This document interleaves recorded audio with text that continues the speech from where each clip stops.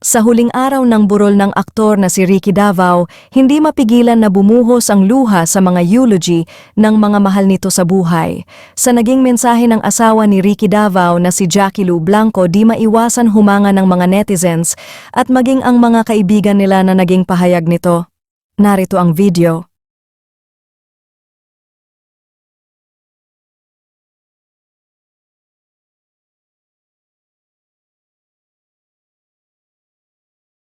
Then I want to honor Ricky. Even if we did not end up together,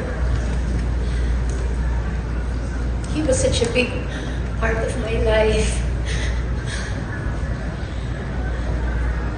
Totoo yung sinasabi ng mga anak ko at mga kaibigan na joker talaga po si Ricky when my kids were small. You know, he would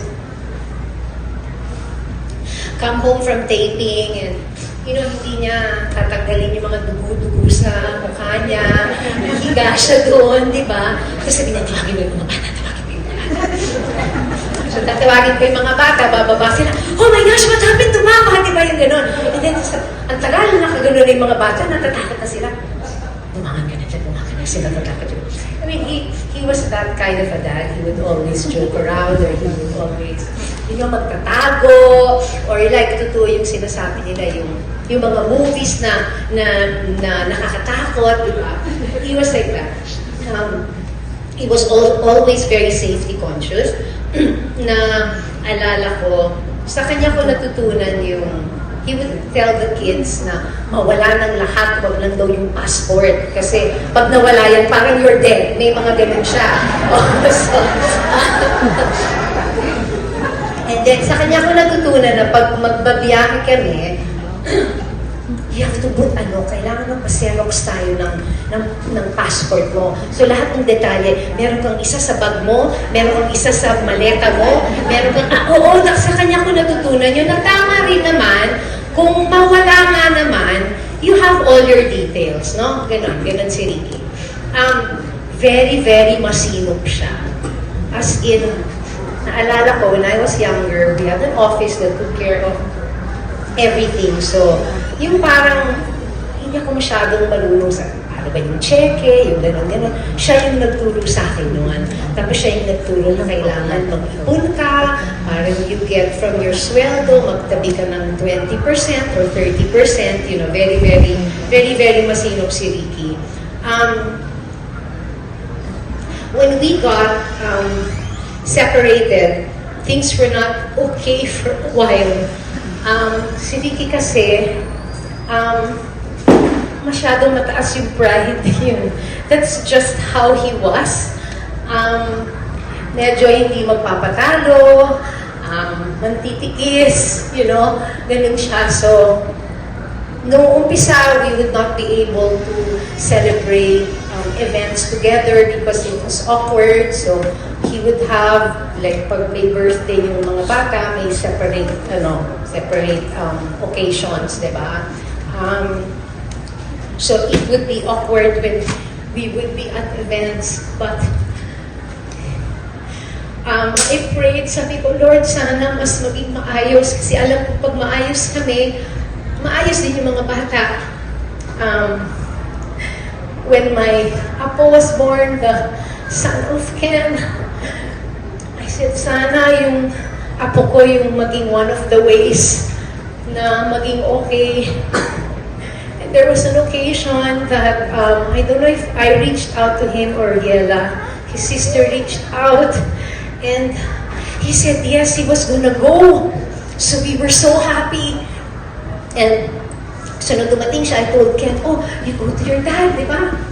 And nandun yung apo ko, baby pa.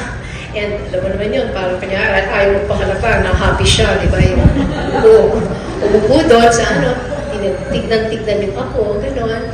Tapos, syempre, hindi na siguro niya matiis, di ba? Kasi ang cute, di ba? So, inaangat yung phone. Pero hindi pinapahalata na inaangat yung phone. Tapos, kinumuna ng picture yung apo, di ba? So, sabi ko, okay, thank you, Lord. Kasi alam ko na lumambot yung puso niya. And from that time on, wow, he was such a wonderful grandfather, not only to Jacqueline, but to his other apostles. Ay, yung nasa utak ko na strictong dad, or disciplinarian, he wants everything to be in place. Sobrang lumambot yung puso niya sa mga apo. And ibig sabihin nun, lumambot din yung puso niya sa akin. I was able to, I would ask for help. Kausapin mo naman si Ken, hindi ako pinakikinggan, or may something, or si Vicky may sorry, anak. Sorry. Like, he would not, I would say, oh, sige, please talk to him naman, you know, he needs your advice, you know, aside from me. And he would not answer me. Pero kaagad may sagot. Hindi sabihin, ginawa na niya ng paraan. No? Ginawa na niya ng paraan. So that was, I was very, very happy. There was a time when, when I received the Lord as my personal Savior.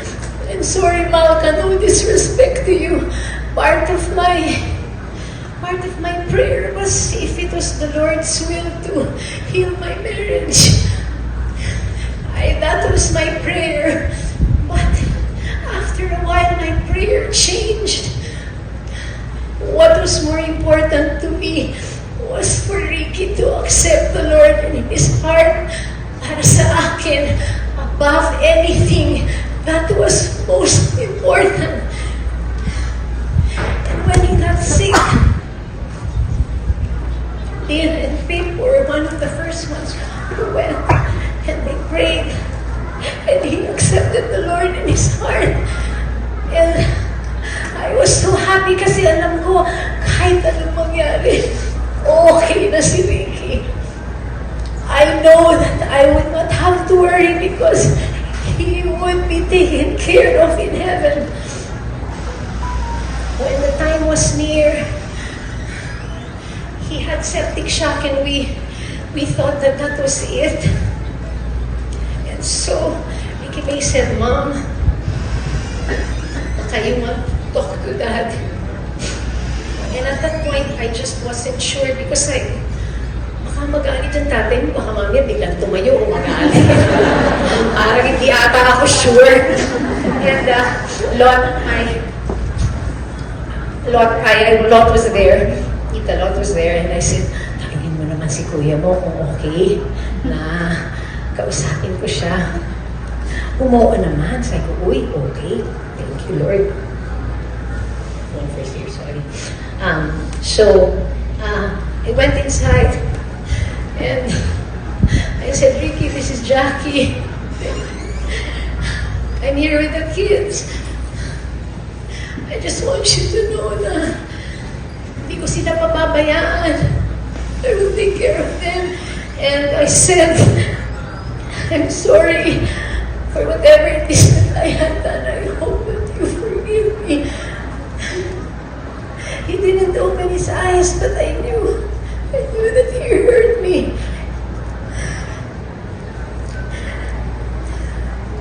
Ricky and I may not have had a happy ending, but my prayer was answered. I had closure, and I know in my heart that he heard what I said. I want to thank my children. Ken had a falling out with his dad long time ago. Inayos siya ng Panginoon. He had a renewed relationship with his dad. When his dad was in the ICU, he was there when he was first intubated.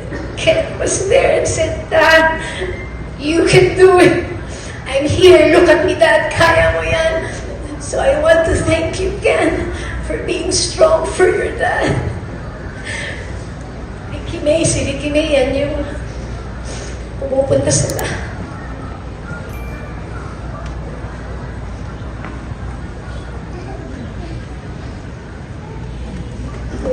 Ken. He's my eldest Ken. Ricky May was the one who went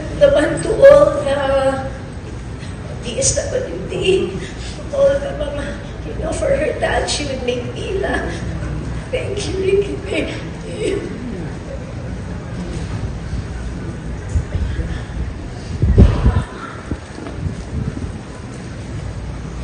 Thank you. Thank you so much for being such a wonderful daughter to your dad.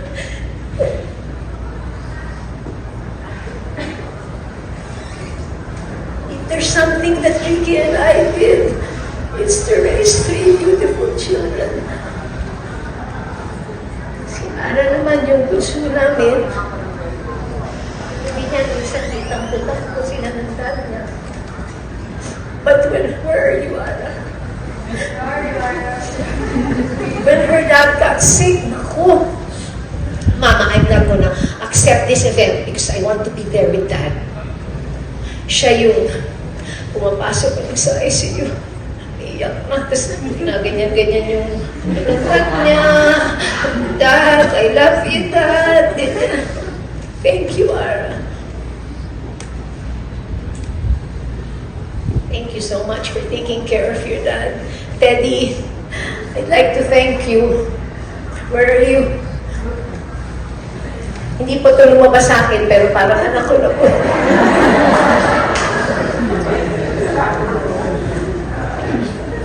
Yes. I want to thank all the, I know Ricky may thank everybody, but I want to thank my family for really being there. You have been such a big help. Tita Nang wants to thank you so much for your love sa amin, for your love kay Tito Nong. Yela, Maymay, Pifflin, thank you. Senator Jinggoy, salamat po. I want to tell you again, I know I told you this, but Ricky really valued your friendship, and thank you for loving him as you did. Ana, thank you. Yana, Yakat. All of you who are here, all of you who have extended their help, hindi dahil sa amin yun, dahil kay Ricky yun, dahil nagpundar siya ng pagmamahal sa inyo. Kaya kayo din, minamahal niyo kami. Dahil yun kay Ricky, and that's a testament of the kind of man that he was. I want to thank you, Malka, Ricky's girlfriend, for taking such good care of Ricky. I want to thank you so much.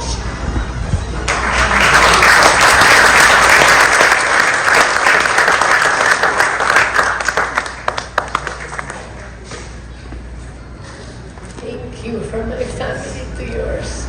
Thank you so much for loving Ricky as you did. Thank you.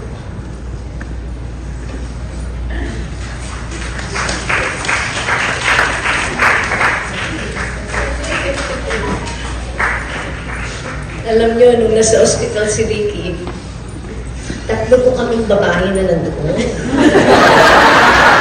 Sorry, my kwento. Hindi na ako magalas nakaiyak. Si Cheryl po, siya yung mami ni Teddy. Stand up so that she can sing up to 3 beautiful women in Ricky's life. Si Malka. At ako po. Siyempre, nandun po kaming lahat dahil nasa ospital si Ricky. Yung nga kwento ko. Sabi po ng doktor ni Ricky sa akin, Ma'am, pwede po pa kayong makausap. Ayos. Ano pong problema, no? Kasi sabi ko, nasa ICU na si Ricky. May problema pa ba? Ano may dagdagan pa? Sabi niya, I want to know kasi how I will address you. Tsaka he had this puzzled look on his face. As in talagang parang ano gagawin? Ikaw ka ba? Yeah, sabi ko, well, I'm the wife of Ernest, you know, yeah, okay. Sino po yung nakarel? I think it was Malta. Yun po yung partner ni Ricky. Yung isa po. Sabi ko, yun po yung nanay nung, youngest ni Ricky. Okay po yung 3. Sabi ko, obviously, okay kami, di ba? Ang joke ka namin, kwento mo nga kasi. Ang joke namin, magkakasama kaming 3, si Aida, si Lorna, at si Fe. Pag kami pangalawang Mrs. Real. But kidding aside, I mean, when these things happen, matters like this are not important anymore. I mean, we were all there to take care of Ricky in our own way. I was there not only to check on Ricky, but to make sure that my children were okay because it was very difficult for them. But I'd like to say that the reason why we are all okay is because of the kind of man and person that Ricky was. So, let me just read this.